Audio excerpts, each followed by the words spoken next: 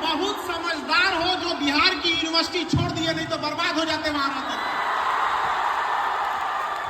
आज हमारी यूनिवर्सिटी में आए थे खान सर और उनके साथ कई बड़े मिनिस्टर्स। तो चलो शुरुआत से बताता हूँ। आज था हमारी यूनिवर्सिटी में एक धमाकेदार इवेंट, छात्र संसद, जिसमें स्मृति ईरानी, अनुराग ठाकुर, डॉक्टर वी नारायण, तमजीन अलोंग, मौलाना कल्बे राशिद जैसी बड़ी हस्तियां आई थी। अब इवेंट की स्टार्टिंग में सबसे पहले होता है पंजाब का भंगड़ा, इसके साथ इंडियंस क्या फॉरेनर्स भी झूम रहे थे। और इसके बाद की परफॉर्मेंस में कुचिपुड़ी से लेकर राजस्थान का घूमर भी था। और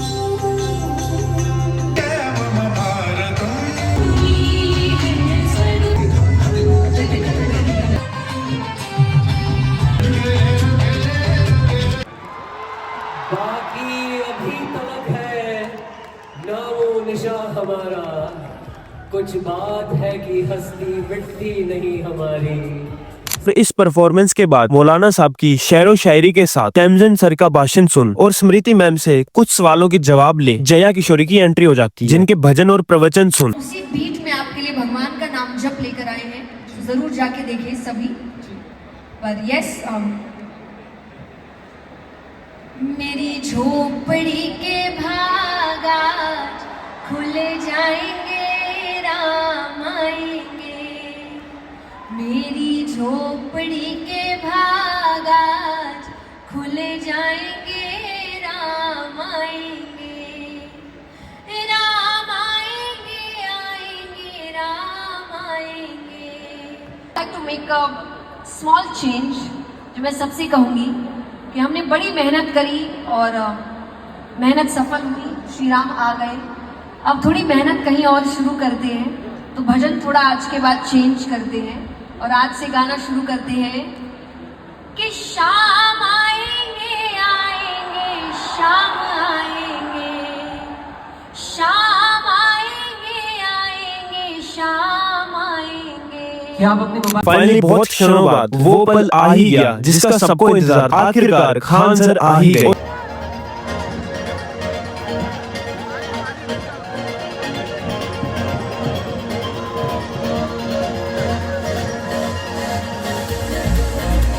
का बीड़ा उठाया, ऐसे खान सर अब हमारे साथ मंच पर मौजूद हैं।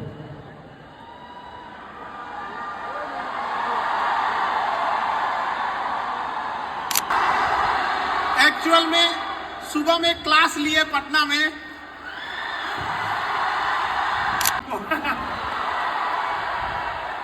तो हम 4:30 बजे चंडीगढ़ उतरे हैं, फिर वहां से बाई रोड यहाँ आए हैं। हमें लगा कहीं आप लोग भूख प्यास से कहीं घर ना लौट गए होंगे, लेकिन यहाँ आने के बाद आपका उत्साह देख के तो ऐसा लग रहा है हम पटना में ही खड़े हैं। पिलर्स की जरूरत होती है। हम जब देखते हैं किसी बिल्डिंग में पिलर जाते हैं तो बड़ा दिल गदगद होता है कि यार बिल्डिंग बड़ा मजबूत है। उसी तरह किसी देश का पिलर यंग जनरेशन होती है। आप लोग को भी देख के, आप सब अलग अलग शहर से, अलग अलग फैमिली बैकग्राउंड से आए होंगे, अलग अलग सपने लेकर, लेकिन हम लोग दुनिया में आते हैं खाली हाथ जरूर, लेकिन एक बात दिमाग में बैठा के रखना, खाली हाथ जाना नहीं है। अपने साथ कुछ यादें, कुछ देश को समर्पित करके जाना है। हम आपसे पूछते हैं, क्या एपीजे अब्दुल कलाम खाली हाथ चले गए? क्या मनमोहन सिंह खाली हाथ चले गए? रतन टाटा खाली हाथ चले गए? अटल बिहारी वाजपेयी खाली हाथ चले गए? इन्होंने देश के लिए किया है। हम जिन चारों का नाम लिए हैं, शायद चारों अलग अलग धर्म से बिलोंग करते थे। एपीजे अब्दुल कलाम, चाहे रतन टाटा हो, चाहे हमारे मनमोहन सिंह हो या अटल बिहारी वाजपेयी हो, लेकिन जब जो देश के लिए काम करेगा, देश उन्हें याद रखेगा। अगर आप परिवार के लिए काम करेंगे तो परिवार आपको याद रखेगा। इसलिए याद रखिएगा, हमारी आपकी मेहनत और काम इतना बड़ा होना चाहिए कि केवल हमारा परिवार नहीं, हमारा मोहल्ला और शहर नहीं, बल्कि पूरा देश गर्व करे कि आपके ऊपर इतनी बुलंदी पर आप लोगों को जाना है। इसके लिए मेहनत जरूरी है। आज का युवा जाग चुका है, अब उठेगा, 1.5 GB डाटा खत्म करेगा और सो जाएगा। अरे बाबू लोग, थोड़ा अपने आप पे भी थोड़ा समय देना सीखो, क्योंकि आज आप सबके हाथ में मोबाइल आ गया। गांधी जी के पहले 3 बंदर थे, अभी चौथा है मोबाइल लेके घूम रहा है। हम लोग के ऊपर मोबाइल का इतना ज्यादा असर हो गया है कि आजकल देखते हैं कि 20 सेकंड के शॉर्ट वीडियो में भी लिखना पड़ता है वेट फॉर एंड। अजब हाल है भाई, 20 सेकंड भी नहीं देख पा रहा है। लेकिन इससे इंटेलेक्चुअल डेवलपमेंट नहीं होगा। इंटेलेक्चुअल डेवलपमेंट के लिए आपको अच्छी किताबें, अच्छी डिस्कशन, अच्छा ग्रुप होना चाहिए पढ़ाई लिखाई वाला। कई बार हम बच्चों को देखते हैं जब वो ग्रुप बनाते हैं तो सेम मेंटेलिटी वाला बना लेते हैं, जिससे उनको ज्यादा बातचीत करने में आसानी होती है। जिनसे उन्हें जमेगा उनका ग्रुप बना लेंगे, और खास करके अपने से ज्यादा बकलोल को अपने ग्रुप में रखेंगे क्योंकि उन बकलोलों का खुद सरदार बन सके। तो ऐसा ग्रुप नहीं बनाइए, ऐसा बनाइए कि कोई फाइनेंस में ठीक हो, कोई लॉ में ठीक हो, कोई ह्यूमैनिटीज सब्जेक्ट में बेस्ट हो, कोई साइंस में हो, तब एक दूसरे से सीखने को मिलेगा। बट आप लोग ग्रुप क्या करते हैं, बात करने में है कहां जा रहे हो इस संडे को तुम यहां पर, हाँ, ये सब चक्कर में नहीं रहिएगा बाबू। आप खुशनसीब बच्चे हैं जिसको इतना बेहतरीन कैंपस मिला है पढ़ने के लिए। सारे बच्चे इतने खुशनसीब नहीं होते हैं। हम लोग भी पढ़े हैं, सरकारी स्कूल में पढ़े थे, छतवा थोड़ा थोड़ा टूट के गिरते रहता था। गेट स्कूल की बंद रहे उससे मतलब नहीं, हम लोग जब चाहे निकल सकते थे, साइड से दीवार फोड़े हुए थे।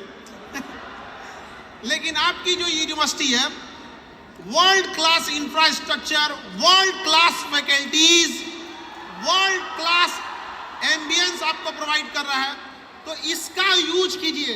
आप सब छोटे बड़े शहर से आए होंगे। अब जैसे आजकल तो एक दौर चला है कि स्मार्ट सिटी होना चाहिए। स्मार्ट सिटी, उससे ज्यादा जरूरी स्मार्ट गांव है, क्योंकि गांव से ही लोग आकर सिटी में रहते हैं। अगर गांव अगर स्मार्ट हो गया तो उस गांव से आने वाले स्मार्ट लोग ऑटोमेटिक सिटी को क्या बनाएंगे, स्मार्ट बनाएंगे। वरना हम लोग चिल्लाते रह जाएंगे स्मार्ट सिटी, स्मार्ट सिटी। आप सबका एक नेशन बिल्डिंग में भी योगदान होना चाहिए। सेल्फ डिसिप्लिन, आपकी पढ़ाई आपके सर्टिफिकेट से देख के नहीं चलनी चाहिए, बल्कि आप जब कहीं खड़े हो तो आपके किरदार में झलकना चाहिए कि हम एक पढ़े लिखे इंसान के बगल में खड़े थे। आपका पहनावा, आपका पैसे का घमंड, ये सब नहीं दिखना चाहिए। आपके पढ़ाई का हमको बड़ा खड़े होता है जब कभी कोई कहता है कि मैं पढ़ा लिखा हूँ, तो बहुत बड़ा 30 आदमी पढ़े लिखे होते हैं। दुनिया का सबसे आसान काम अगर कोई है तो पढ़ना है। इससे आसान काम नहीं है, पंखा लगा रहता है, टेबल कुर्सी होता है। और जिनको पढ़ाई बहुत मुश्किल होता है ना, उनको कहो कि चलो खेत में चलो, आज हम लोग खेत जोत के आते हैं, फिर समझ में आ जाएगा उनको। तो बड़ी मुश्किल से माँ बाप पैसा भेजते हैं।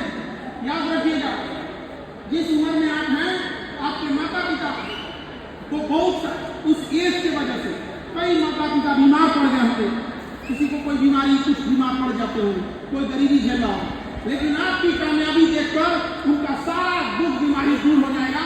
ऐसे ही खुश रहे। और एक चीज और, बड़ा नसीब से हम लोग को एक मानव का जन्म मिला है। हम नसीब वाले थे इसलिए मानव जन्म मिला है, और खुश नसीब थे इसलिए हिंदुस्तान में जन्म मिला है। नहीं तो पता चला कौन जान रहा है, कहीं गाजा में पैदा हुए रहता तो मार के उड़ा दिया रहता अभी तक। होता तो इधर बांग्लादेश, इधर पाकिस्तान था,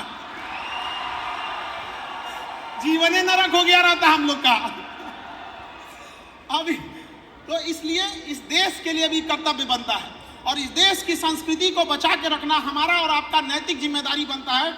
आजकल लोग मॉडर्न के आड़ में वेस्टर्न हो जा रहे हैं। Western, there is big difference between modern and western.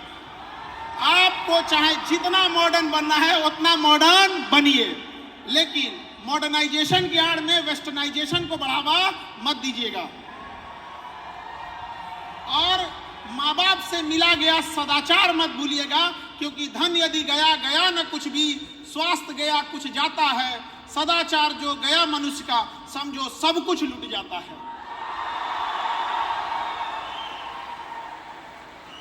आप सब अलग अलग जगह से आए होंगे, अगर हम सब एक जिम्मेदार, तो हमारा बिहार ही आ गया यहाँ पर। तुम बहुत समझदार हो जो बिहार की यूनिवर्सिटी छोड़ दिए, नहीं तो बर्बाद हो जाते वहां रहते। जिंदगी बर्बाद करने के लिए जरूरी नहीं कि दिल लगाइए, आप बिहार आके ग्रेजुएशन भी कर सकते हैं। इसलिए अहंकार मत करिएगा। अहंकार में इंसान को इंसान नहीं दिखता है, और छत पे चढ़ जाओ तो खुद का मकान नहीं दिखता है। इससे दुश्मन आगे निकल जाए, लेकिन एक भी दोस्त पीछे नहीं छूटना चाहिए। दोस्त को कभी पीछे नहीं छोड़ना है, याद रखिएगा। और कहते हैं ना, तुम जीत कर भी रो पड़ोगे, कुछ इस कदर से हम तुमसे हारेंगे पाएंगे। हमारे घर में इतना पैसा नहीं है कि हम भी जाके दूसरे जगह पढ़ सके। हमें उस समय बड़ा अफसोस होता था, ट्रेन जब तक चली नहीं जाती थी, दूर तक आदमी देखता था कि काश हम लोग के पास भी इतना पैसा रहता तो आज हम भाई को कंप्लीट कर सके। आज क्लास में चाहे कहीं पे भी हो, उसको ये उम्मीद रहता है कि हमको अगर समझ में नहीं आ रहा है तो सर समझा देंगे।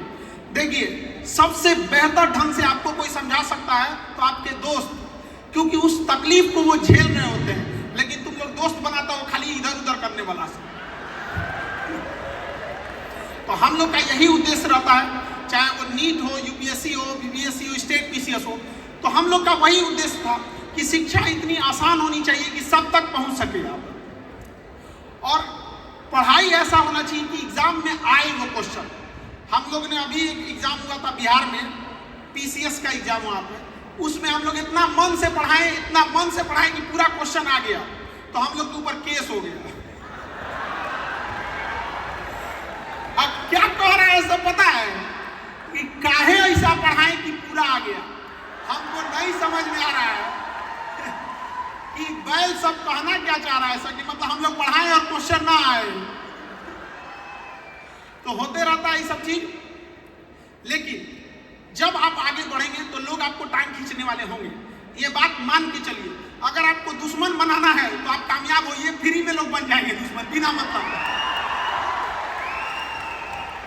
एक चीज हमेशा याद रखिएगा, अभी आप कामयाबी के रास्ते पे, जिस दिन कामयाब होंगे ना, तो आपको चाहने वाले जितने होंगे उससे 4 गुना ज्यादा आपसे नफरत करने वाले होंगे, और आपको पता ही नहीं चलेगा नफरत क्यों कर रहे हैं। ये जिंदगी एक सजा है, गुनाह क्या किए थे इसका पता नहीं। लेकिन ऐसे लोगों को छोड़िए, जब लोगों ने सीता माँ के ऊपर उंगली उठाने से पीछे नहीं हटे, तो हम और आप क्या चीज है, हम लोग को भी झेलना ही पड़ेगा इस चीजों को। लेकिन जो आपको समय मिला है ना, इस समय से खिलवाड़ मत कीजिएगा। समय सबसे जरूरी होता है। समय का इस्तेमाल कैसे कीजिएगा? समय का इस्तेमाल वैसे ही कीजिएगा जैसे पैसे का इस्तेमाल करते हैं। आप कितना अमीर हो जाएं, 10 रुपया जेब से गिर जाएगा तो छोड़ दीजिएगा, उठा के रखिएगा ना, भाई गिर गया। वैसे ही समय को भी 2 मिनट को बर्बाद मत कर दीजिएगा, अरे 2 मिनट ना है, नहीं। समय का उपयोग करेंसी के तौर पे कीजिएगा, क्योंकि जो समय को बर्बाद करता है, समय उसको बर्बाद कर देता है। और समय के पास इतना समय नहीं है कि आपको दोबारा समय देगा।